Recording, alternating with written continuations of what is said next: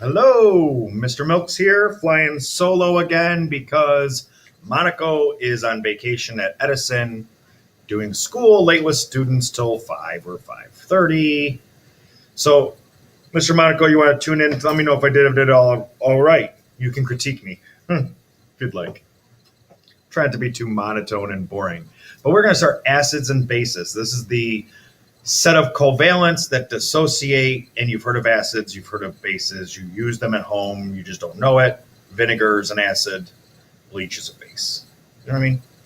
So what makes a chemical compound an acid or a base? You're going to need to be able to understand the difference and be able to differentiate between the two. How do you recognize a chemical formula as an acid or a base? We got two reference tables that'll help us with that. What are the chemical and physical properties of bases? They do have different properties. They act differently. So we need to make sure we know that. What does the pH scale really mean? Not going to tell you right now. If Monaco is here, he'd tell me I couldn't tell you. So I won't. I'll wait and make another video about it. How do acid and base indicators work? This will be a lab. We will do a lab on indicator dyes and how they work. Okay, good. Then what happens when you mix an acid and a base? This is a specific chemical reaction. You will learn how to predict the products of said chemical reaction if I mix an acid and a base. Okay, good. And then, do acids really eat through surfaces like in the movies? Gonna not tell you right now. I'm gonna wait and tell you later on in another video.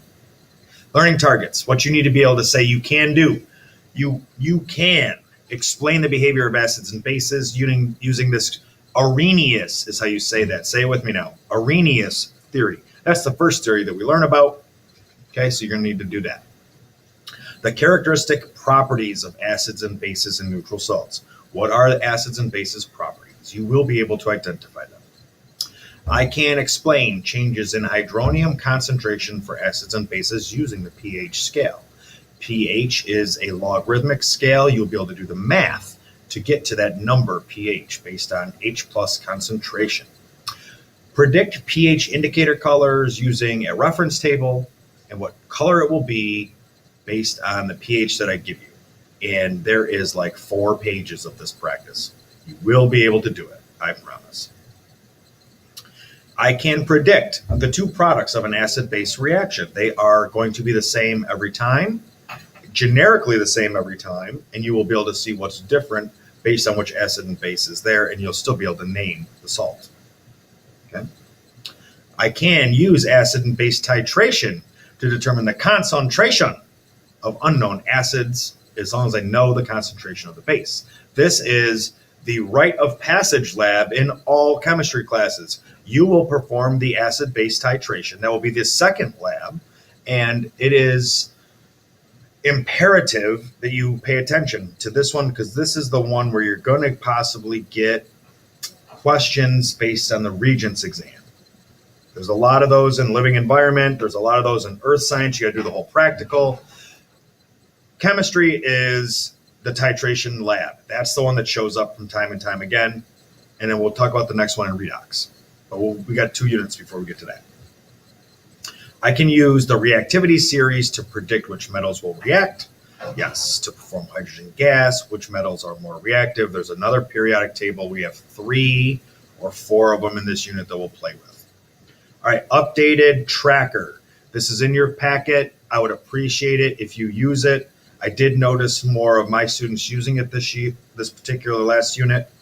Last unit was what again? Oh yeah, solutions. So it is helpful. If you want to do it in order, by all means, do it in order. But you'll see we have 2 labs. We have an indicator lab. We have the titration lab.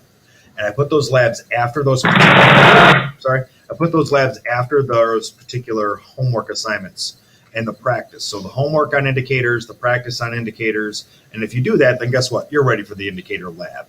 Feel me? So you'll be good to go. Don't forget your vocab quiz is in there. There's only 1 POGL, and life is good. And then everything else is basically about the same. Stuff you know, stuff you are familiar with, and you will do just fine. And with that,